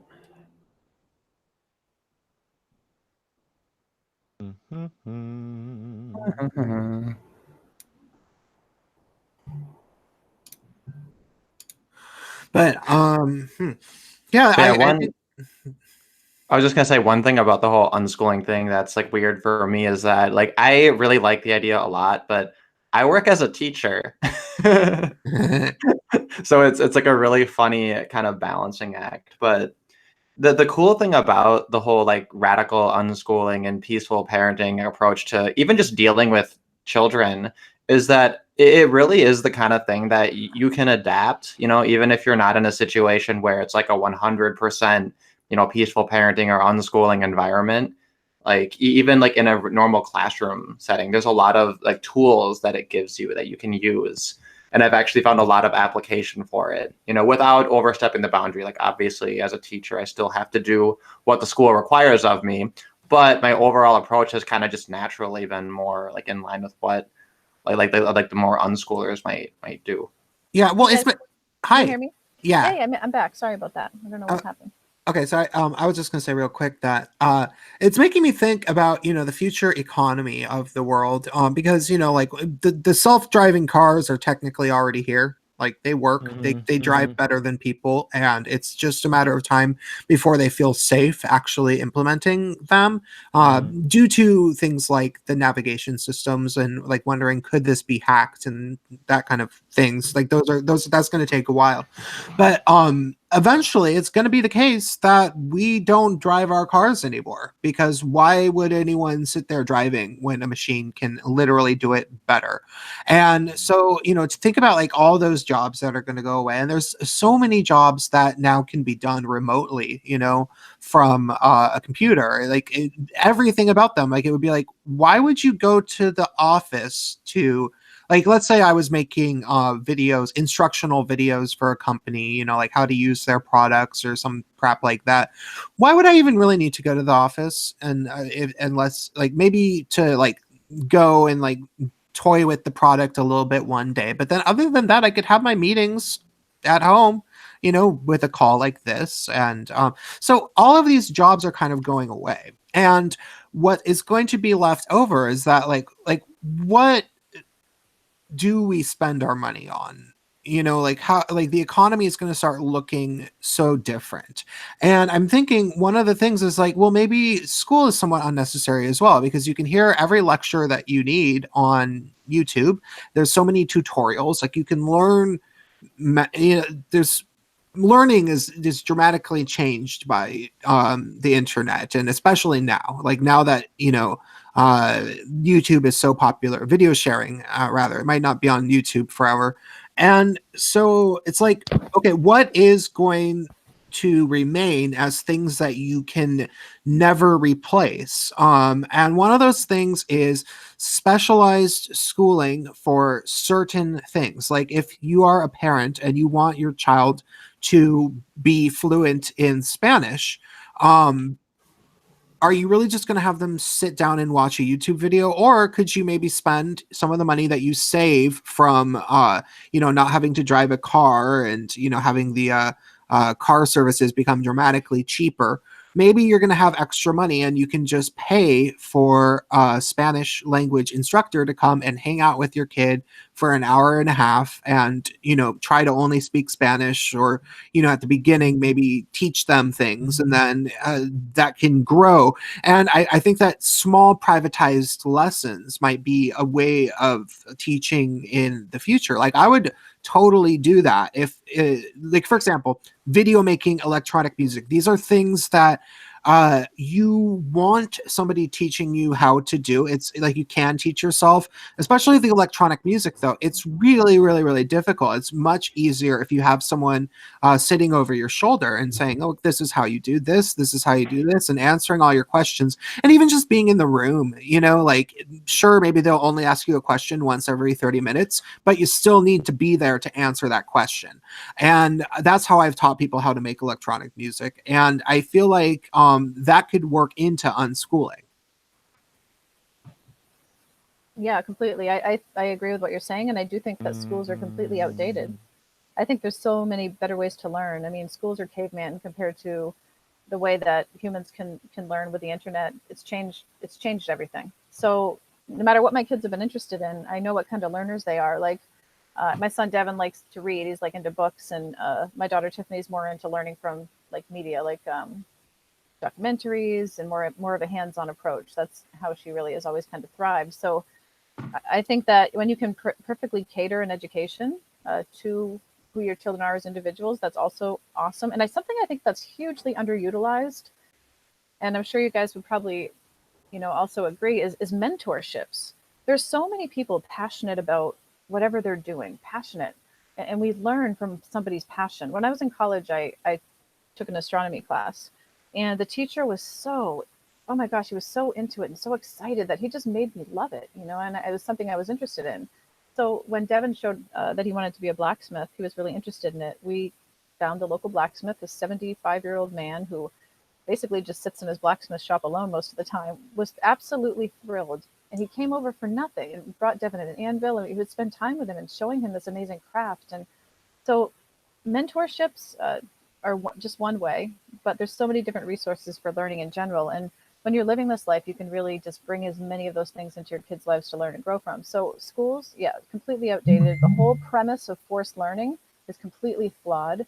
People are forced to learn things or memorize things they don't want to know and have no interest in. And then they think that they hate learning in general. They go their whole lives thinking they hate learning in general, when in fact it's being forced to do things they don't want to do that they hate. So, and it's often things that are completely arbitrary. I remember the big learning hurdle, which made me give up on math entirely. I was taking advanced studies math in middle school, so I was in high school math in the 7th grade, and we were doing factoring. Factoring is the dumbest, like, it's very, very rarely used in mathematics, but they teach it as a part of basic algebra, as if you need it as a foundation. And it's so incredibly hard. It's so incredibly hard to like look at an algebraic equation and try to figure out if this was something that had once been two different parts that were multiplied together. How would you separate it into those two parts? And it has this there's the quadratic equation, which is the square of the first plus 2 times the first times the second equals the square of the second, or some crap like that. And they drill that into your head. And it was so clear that I was like, this is incredibly bizarre, but we were spending months on this. And I just shut down after a while. Why would anybody really actually need to know this? It seems like you're trying to break us, is what it really feels. And it's taken out of context. That's the hardest thing that people don't really understand is reading, writing, and math are all tools to help us get more of what we want in life. And what human being wouldn't want to learn these tools to help them unless they were forced against their will to go through these motions and take these tests and the whole idea behind forced learning is so broken. So when something's out of context, it's really hard to learn it. So my kids learned math and reading and writing just because they were useful tools, and they used them in context, and in doing so, they picked it up really easy. So they learned it when they needed it. Exactly. You learn it as you need it. That's how all humans learn. That's how we learn, as adults, and it's how all human beings learn. Instead of giving them all of this information, just in case they need it someday. It takes up such valuable space in their minds when they could be focused on who they are as individuals, what their purpose is. We're not all meant to learn the same things in life. And the whole idea behind that is so flawed. Everybody has a purpose and a passion and things that they're going to focus on and be experts on. And when you take a child and you force them to do all this busy work and all of these tests and do the same curriculum as everybody else, you literally rob them of their childhood, 100%. And it's also the planning of the future, this fear of the future, and this future-based living with kids. What do you want to be when you grow up? Oh, that's something else I want to tell you guys that I thought was so interesting. So my son Devin was asked when he was like 13 or 14 years old by family, by his aunt, what do you want to be when you grow up? And he did not even grasp the question at all. He was just like, what do you mean? Well, what do you want to be when you grow up? He's like, I am something now. I'm a blacksmith. I'm something now. Like, I don't understand what you're asking, like, and it was just so fascinating to me to see. My kids, they don't think of what they're going to be when they grow up, because childhood isn't separate from life. It's just part of life, and they're all something now. So it's, the way that schools do things right now, and the traditional, like, homeschooling model, it's just like preparing kids for the future, for when they're adults. It's all like preparation for adulthood constantly. And it would be the equivalent is if you and I, if we were all forced against our will to sit in a classroom for 8 hours a day for years preparing for our retirement. And we were forced to. We had no choice. We had to. Yeah. Homework every single day was preparing for when we retire, because we had to learn it. So, like, what would our lives be now? And you know what? It's the exact same thing with kids today. And we can give them back our childhoods, and we may have had it robbed from us, but I'll tell you, when you raise kids this way, or even when you have this mindset and you look at children this way, it's very healing. It's very healing to us as adults to see that things are being done this way now with some people. Even though I'm called crazy, I know that so many people have a hard time facing the truth of their childhood. They're just not ready to face the fact that they didn't have to go through all of what they were told they had to go through. So, well, I'm fully embracing it. I very much like hearing about this, because I was one of those kids that probably, like, no, for certain, by the time I was in the 5th grade and I had that teacher that was censoring my stories, I realized that I was like, no, screw this. I don't like this whole forced learning authority thing where I'm being ordered around by somebody that I'm smarter than. Can you guys hear me? Yeah. I was like, this is bad. This is dumb. So I just had this mentality of like being just relentlessly rebellious all throughout my young adult life. And that carried out through college. I graduated college and, I was 3.2 GPA, which isn't bad at all. And have really, really hated working jobby jobs as an adult. So for me, I totally embrace this, because I feel like I was almost naturally living the unschooling reality myself by rejecting the authoritarian schooling model as an individual. And I just want to say, Miles Kinslow gave me $10 and said, great conversation, very interesting and informative. Thank you very much. And just for the record, if anybody wants to drop super chats or send me money on PayPal, I am going through particularly rough times still. I talked about it a lot last week, trying to not talk about it so much, but it is very much still present, the issues that I am having. So please think about what you can do if you enjoy this programming. So sorry. Okay, I'm done for the moment. Well, I would say that similar to you, Prince, like, I feel like school in a lot of ways was where I learned how to manipulate adults into doing what I wanted them to do. Yeah. Yeah. Survival mechanism. I guess Well, some I skills remember- come in handy. I had told a friend about that we're having you on, and then obviously he came back with like the really, really common responses. Well, without schooling, how do children learn how to socialize? And I responded with, well, why did they need to learn how to socialize? And he says, well, because we're social animals, because we socialize when we go out to the store, when we do any service, when we do our job, right? And it's like, well, you just proved that schooling's not necessary for socialization. And it's just like why you're talking about with, using math and reading and science as tools to get what you want. It's just this idea that we need to impose arbitrary consequences on things in order to make people do things when, if there's a reason for doing it, then the consequences and the reasons are already there. Exactly. And it's so interesting. The whole socialization question is the most common one, but people don't think about it. So it's children in school that are in a brick building all day, every day for 12 years straight, kept away from society. My kids are out in the real world every single day, socializing with people of all ages. The age segregation in schools really screw people up. I mean, like when you're in fourth grade, you don't really socialize with the third graders or the fifth graders. Age segregation is one of the most unnatural dynamics.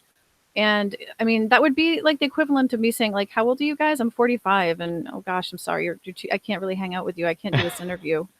My point is, my kids, they're in the real world. They're in their community. Age doesn't matter. They have friends that are 3 years old all the way up to 80 years old. It's giving them such a much more broad, more natural, more rich connection with human being, with socialization in general. So the socialization thing is just, it's the most common question. What they really mean to say is, how can your kids become programmed to operate within a fascist society if they don't go to school? Or how do they get used to people treating them like garbage? I mean, that's like people say, what about bullies? Or shouldn't they get used to like dealing with that in the real world? No, when you're an adult, you can just walk away. You're never forced to sit next to somebody who would bully you or hurt you against your will in the real world. It's just, you have freedom. I mean, I know things happen and there are exceptions, but the whole idea that my kids need to get used to being treated absolutely terribly in order to function in the world and get used to being treated like crap when they're adults is just so flawed. And yeah, it's ridiculous, that question. Dr. Phil asked me that question, like on stage. How are they going to get socialized? I'm like, oh my goodness. Okay. So just listen to me, Dr. Phil. Let me tell you about this. What that immediately makes me think of is when you said the thing about bullies. I'm thinking, well, yeah, I mean, but I've experienced bullies at work before. Like I've had coworkers who were kind of like this. I think this one girl comes to mind. She became a key holder, which meant that she officially was one rank above me, except for she wasn't being paid more and she wasn't actually my manager. But I think that like we had been friends when we were at the same level, but I think that she was trying to prove something to the bosses, and so she was just turned into a big old B to everybody who was technically slightly below her. And I think she was trying to hope that she would become a manager. And so she was kind of bullying us and everybody hated her for it. And as far as I know, she never became a manager. Like when I quit, she wasn't there anymore. But yeah, it was pretty obnoxious. But what I think about as the countering thing is that it's like, well, that was like a weird authoritarian environment. Like it was very much like I was working at this record store and the head manager did not know what he was doing. Everybody hated him. The guy who was the DVD buyer should have been the head manager. Like he ran the store. Like he knew what we had. Like he knew every DVD that was in the store. He had heard of every movie ever, and he knew enough about music, not so much as film. And he was just the one who really kept everything together. Like we were friends with him, and if we actually had a real question, we always went to Jesse to talk with him. And it was very clear. So, but still, he wasn't the head manager, and he had to deal with the head manager too and answer to him. But that guy was, he was we would have been blind if we were actually following that guy's orders.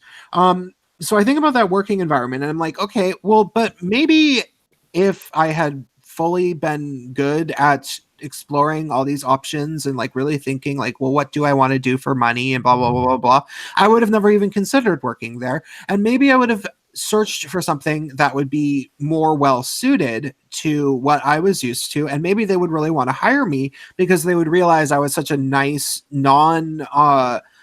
like all the negative traits that I was exhibiting so heavily in my mid-20s, maybe I wouldn't have had that same level of authoritarian resentment and just inability to relate to people that were certain types of people. Maybe there would be certain people that would be a lot more interested in hiring me, and thus I would get opened up to better jobs because of my different mentality. Right. The difference too that I want to point out with that is that you had the freedom to leave that situation anytime. Where kids in school don't have that freedom. And so I think people like, I think that there are a lot of benefits to everything that we went through for sure. I think that so much damage comes when you don't have the choice and you are forced to be dealing with somebody who's abusing you. And your job, you could have walked away, but because you had been around it before, possibly maybe it was easier to stay and cope with for you. So there are benefits to everything. So I'm not saying that this is like the holy grail of parenting and that there aren't negatives to it. I think that kids that are conditioned, that are forced against their will, can get more used to being treated like shit. But is that a benefit? Is that a benefit, or is it? It depends on who you are, I guess, and how you deal with it. It also seemed like, for me, hearing you talk about your kids and how they are now in the world is actually encouraging, because, I had a hard time for a while keeping a job, because I had a natural, rebellion against authority. And just like you were saying about your kids, I didn't like it when people tried to tell me what to do. And but I also didn't have anybody to like reflect that with. And so it kind of psychologically, for a while, I thought I was pretty inadequate because I couldn't hold a job. I just kept getting into trouble because of my, I remember you were working at the Crystal Shop or whatever it was, and we went to the Radical Fairy Gathering, and you couldn't get anybody to fill in your weekend shift, so you just left a note on the door that said, "We're closed this weekend." Oh my god! Yep. I did. Oh my gosh, that's awesome. He got fired. But I had a great weekend. And I told like the second you told us that, I was like, well, if you get fired, that's going to be the best getting fired from a job story of all time. That's pretty responsible, though. Instead of just shutting the door and locking it and walking away, you were kind enough to leave a nice note for patrons. It was Halloween too. I was like, just go enjoy your Halloween. What are you doing here? That's so funny. Oh my goodness.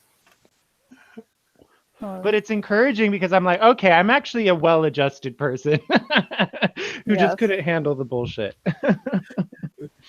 My thing is, like, I teach really small classes like English and phonics, but it's a struggle because the whole situation is, obviously kind of like a classroom school setting, but at the same time, my natural approach to it's become sort of like an unschooler. Like, I'll tell the kids, like, for example, it's like night and day if I have a class full of boys versus girls. Like, the boys are really, really crazy and have a lot of energy and they want to move around. And I'll tell them, like, hey, man, if you want to, like, stand up, you can stand instead of having to sit in a chair. And they're like, wow, really? And I'm like, yeah, dude, you want to jump 100 times? We can all jump 100 times. Like, if that makes you feel better. They're like, wow, cool. Like, the other teachers don't let me jump. And it's like, I don't know, like, why not? Or like, if they, really don't want to be that, like, hey, man, like, you don't have to sit in the room if you don't want to. You can go sit out there. Like, that's cool, right?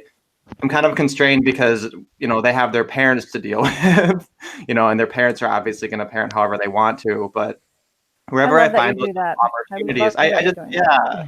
Well, and also, like, my tiniest students, I have like some students that are like 16 months years old, like less than 2, like they're babies, just total babies. And like, sometimes, you can put a kid in a room and like they're cool with it. Like, mostly we're kind of like playing games, practicing shapes and colors and playing a lot of music and stuff like that. And it's just playing with babies and it's super fun. And like, they're so fun to play with. Like, but occasionally, you get kids that obviously don't respond well to that, then they're just screaming and crying, and they'll scream and cry for, a whole hour. And it's, it's really rough because, that probably is a little too young for them to be separated from their parent for that long, especially with like an adult stranger. It's just kind of a weird thing. And like in Hong Kong, like, white people are more rare. So if I have like any facial hair, like, that'll like really freak like little babies out because like their dads probably don't.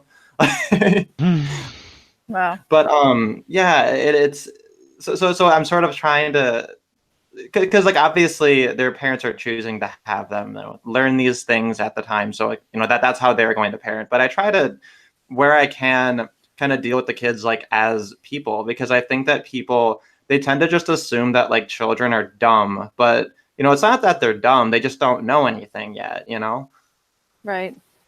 Exactly. And I think that respect for children is really something important for people to wake up to. That children's needs are important, and they're important to be seen as not just these creatures to be trained to obey like dogs. I mean, and that's the way a lot of us were raised. I mean, the way we were parented was really similar to dog training. You know, you get a reward if you do good, you get punished if you do bad. It's just it's a really incredible thing when people think about it, that these are human beings who you need to model love and compassion and kindness and understanding, and let them know their needs matter as much as your own, and everybody work together to help each other get their needs met. And so yeah, it's definitely, the funny thing is it's kind of like revolutionary to think this way, which is kind of sad. You know, like I've this is totally instinctual to me. I never thought I'd be doing this. Somehow people are really, really wanting this, and I think their hearts really crave that healing and to be able to do something different. So the authoritarian parenting paradigm is like going down. It really is. And Sorry. Partnership based. Oh, go ahead. No. I want you to finish.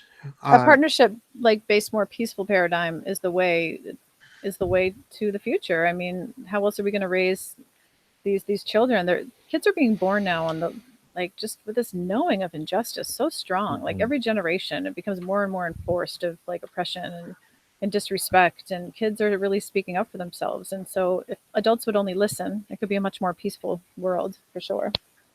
Did you ever read the comic book by Matt Groening, who's the creator of The Simpsons? It was called Life is Hell. No, I didn't. I think I've heard of it though. Oh my God, it's so good. So I don't remember if you can, maybe, I don't know which anthology this would be in, but I'm sure you can still find these anthologies, like maybe at least certainly on eBay used and everything, because they're great books.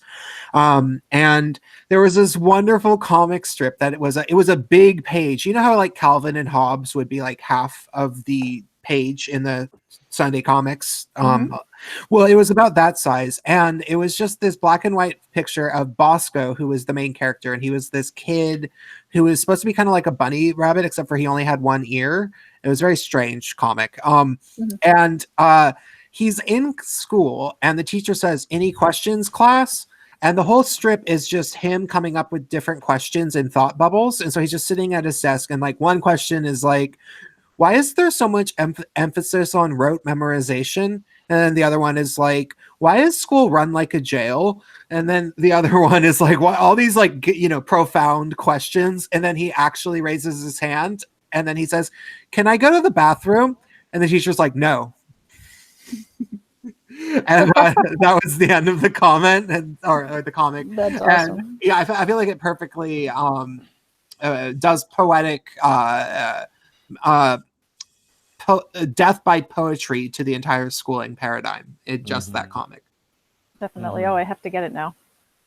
In defense of the teachers, though, like often when people ask if they want to go to the bathroom, it's like 50-50 that it's bullshit, and that they just want to get up and walk around. Like, I was like, do you really need to go, or do you just want to get up and walk around? Because like you can be honest, you can tell me the truth. If you could just be honest, yeah. I love that you asked them to tell the truth. I love that you asked them to tell the truth, and that it's okay without that you're not going to punish them, because I think that that's another warping of the human condition, is that we've been, our shadow selves have been so suppressed, and we've been conditioned to lie. Now, lying is a really hard thing that we grow up with. And even today, I still struggle with really keeping myself in check. I read the book Radical Honesty. Now that's a really amazing, mind-blowing book that changed my life when I realized how dishonest I was being in my day-to-day life, whether it was out of fear or so many levels of the conditioning. So I really, really love that you're doing that with young kids and saying it's okay if you just want to walk around. You can just tell me the truth. You don't need to lie to have your needs met. And so maybe you can undo some of the damage. Yeah, that's the most important thing is I don't want them to feel like, oh, my parents forced me to go to this class to learn English and I hated it and I don't want to learn English now. Like I want to, as much as possible, make it fun. Right. Yeah, and they'll give you hints. So they'll give you hints as to like things that they like or whatever. Like if they come into the class and they have some new toy that they're showing off, I'll be like, "Ooh, let's all talk about this toy. Like, does it fly? What is this?" Like, and then like there's all kinds of things we can talk about using that as a prop, and it's so easy to improvise off of it. And the other thing too is like this whole concept of like the top-down authoritarian approach to dealing with kids is like once you've like dealt with 4-year-olds, you realize they are so all dramatically different. like they are 1000% individual people. Like you can tell like instantly. And like people forget that how much of like who they are is like you can tell. Yep.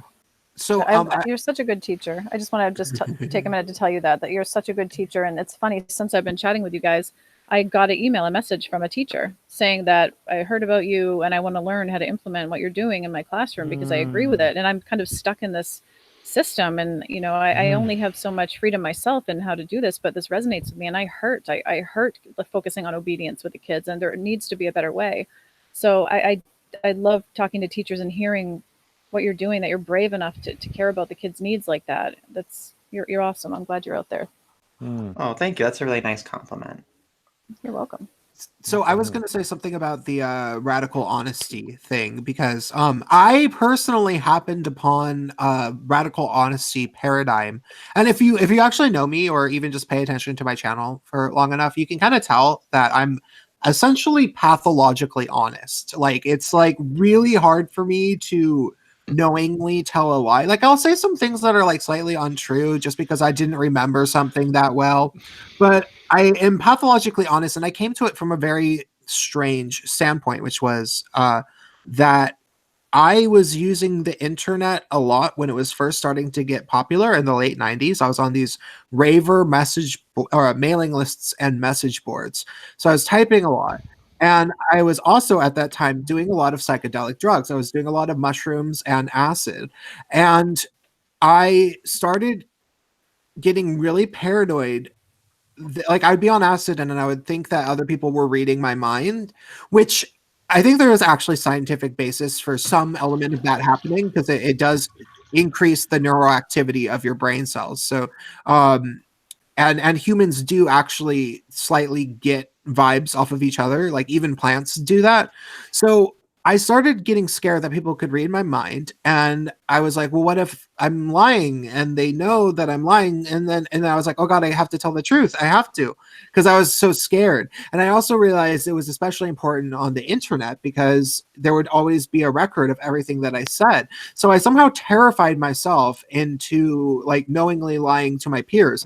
The only people I was really lying to were my parents at that point. And eventually that went away. So I naturally developed into this like radical honesty thing, and it's to the point where I forget how to relate to people that constantly are telling lies almost every day, which is most people. Most people do that. Mm-hmm. And so maybe I would be more suited to, like, if I ever do have kids, to raising my kid like this, because I wouldn't know how to prepare a kid to tell little white lies that get them through the day very well, because I don't do that. Well, maybe your partner will fill in that blank. Maybe that'll be like a prerequisite. Yeah. White lies. You're like, how good are you at telling white lies? I really need you. Well, no, it is. Anybody who ever becomes my really, really good friend is like, almost everybody has to be polite and diplomatic to overcompensate for the fact that, and explain to people like, oh, okay, well, he's sort of just says everything that comes to his mind. You have to just get used to it. I love being around people like that, because you always know where you stand. Like, in friendships, I love when my friends are like that, because I'm not afraid. I'm not nervous. I trust them. Like, trust, even though it might be harsh to hear somebody like you, the trust that you have with your friends is probably so solid. Like, I'm sure your friends love you for that. Yeah, the good ones. Mm-hmm. Right. It reminds me of a meme I saw that was like, man, autistic people who just say whatever they want whenever they want, that's kind of low-key alpha. Right, that's awesome. Yeah. All right, guys. I'm so sorry, but I do have to run. That's fine. One of my kids needs me now. They've held out really well for 2 hours here. Okay, that's great. We had a wonderful conversation, and you stayed very much long enough, and it's been going for about 2 hours. So, thank you very much for coming on. Thank you so much for having me. It was so nice to get to know you guys, and I really enjoyed being on. Your questions were awesome. So anytime you want me back, just drop me a message, and I'm here. Yeah, and I asked Tiffany. Oh, I was going to ask you before. Is Tiffany into America's Next Top Model? Yes. Okay. Well, tell her that I have all sorts of insights about the fashion world and modeling and everything because I actually modeled a few times even. So if she ever wants to come on and chat, I think it would be a very entertaining episode for the guests to totally like teenage girl out in a way that only gay Yes. guys are really good at doing. Oh, she would love it. She would so love it. That would be awesome. I'll be in touch then. I'll let you know, and I'll put her in touch with you, and then you guys can make a plan. Awesome. Sweet. All right. Thank you guys so much. Have a wonderful night. You Bye. too, thank you. Thanks. Bye. You're welcome. Thank you. Okay. So that was great. I really liked having her on. And now I guess we can go for a little bit more. Just Well, to make... actually, I'm gonna bow out, guys, but you guys. Oh, okay. Well, Yeah. no, you know what? I think we should end the show because it was a good stream, and I don't really need to say anything besides, yeah, I really am kind of in need of money. So, you know, the best way to get money to me would be on PayPal, and think about what you can do. Think about the videos that I have made when I have not tried to solicit money from you that you have watched, and you're like, you know, apparently you keep coming back to my teeny little live stream that doesn't get advertised anywhere, and that you have to keep actually actively knowing about. You do that for a reason, and it's not being put in front of you like a platter, like a cable news show. So, you know, I can't do this forever. It's not like I just do this without living, and you need money to live. And right now, I actually really need support from my audience. And so if you can think about what you can possibly do, send it to my PayPal by way of Mr. Prince of Queens at gmail.com. Mr. Prince of Queens at gmail.com with periods between the letters. Anything else. So yeah, I'm really hoping to get to the ICMI conference in August, and I more than likely will be able to do it, but I'm, you know, kind of worried about even just getting through the weeks at the moment. That is my spiel at the moment. Prince, why don't you put your email in the group chat? In the group chat? In the audience chat. Yes, sure. I will do that. Good point. I'm also going to drop my Discord link in there in case anybody wants to come by it. It's not the Gaytriarchy's official one. It's just my so we have humble little anarchic Discord. We have a Gaytriarchy Discord. I haven't thought about how you could get membership yet. I'm thinking there's going to be tiers to it. Spacepan, can you help me set up the tiers and stuff? Yeah, I can try to do that. I don't really know how, but I can try to learn a little. Okay, well, that is your task, Rabbit. Also, we should get like a soundboard. I should. That's one thing that I've been like. It's been in the back of my head. Oh, you know what else? I said I was going to keep track of timestamps and then make like a comment with timestamps of topics, but I forgot to keep note of that during the stream. So I think maybe next time that'll be a thing. Yeah, possibly. Right, yeah, because that's really helpful to have like a chaptered out, because then you don't even have to like cut up, let's stream into a bunch of videos. You can just have one big comment that links to a bunch of comments. Yeah, and actually, I really like this conversation, so I might actually give it a listen and grab some timestamps. So yeah, that would be cool. And yeah, I actually hope to become a lot more active on Discord. It seems like a pretty cool system. I avoided it for specific reasons that are no longer present, and I just forgot that, you know, it's like when you start a new social media thing, especially if it's relatively complicated like Discord actually is, you forget about all of the potential because you don't know how to do it yet. And that's sort of the thing. It's like it's sometimes like you get a new video game, like it's a free download on the PlayStation Store, and you get it, and then you just like never play it, even though you know that if you actually did and you get into it, like Bloodborne or something, it's supposed to be this like great game that everyone loves. And like I heard good things. Yeah, maybe I should just do that. Like maybe I should just, and so that's like what it's like with me in Discord. Like I know that like once I get cool audience members in there and I can actually chat with them voice to voice when I just am bored, that would be great. I would love that. I was just like talking to people, and I certainly don't like going out and trying to meet people in feminist gay Seattle. So I mean, yeah, bring it on. And I will have a more so there's going to be like more of a public-ish group that's not hard to get into. And then, if you're a patron, even just like $5 a month or more, you can get into the more exclusive rooms, which is probably where I'm actually going to be hanging out in. And, I imagine Spacepan and maybe Lordy will be in and out of there as well. So you can talk to all of us. Because I don't think that's an unfair thing to assume that you guys would maybe want to do. So that is the whole spiel. Oh, one other thing I wanted to mention. I think I want to start regularly doing streams maybe like on the other half of the week, because I have this book, Women Respond to the Men's Rights Movement. And it was something I was going to do a video series on, and then it's just been on the back burner. And then I thought, well, a really fun way to do it would be to just read through it on a stream, and anybody who wants to just weigh in and like respond to it as we're going through it. It'd be kind of a fun thing. that would be, and maybe if we get the Gaytriarchy server going more and we get some guests that would be interested in coming on. It's just there's so much wrong with that book. There's so much wrong with that book that as one person to go through it and to stop and respond, it's so infuriating. It just like burns up my entire essence. So like I need people to just like I'd rather just read it and then have other people just like go at it. Yeah, we have some guests that have been so consistent, like Miles Kinslow, who's a very consistent patron donor, and Black Knight Fool, and this guy Alejandro and Plato. Yeah.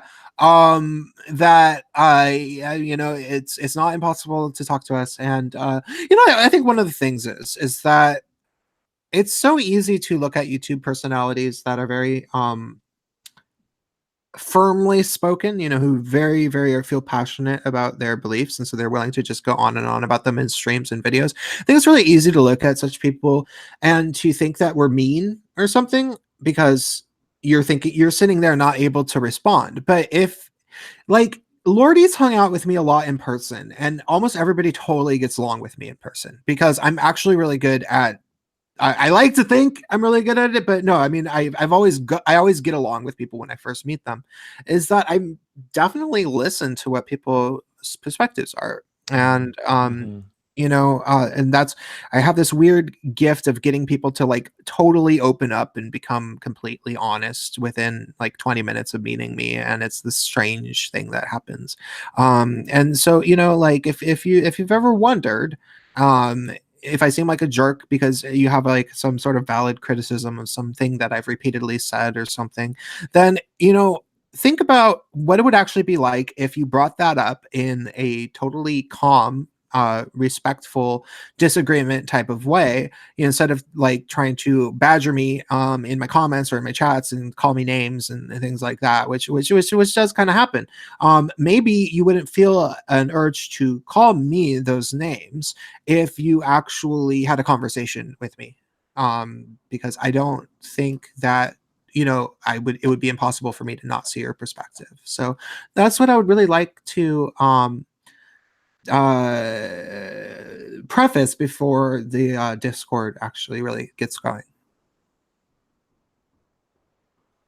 Well said.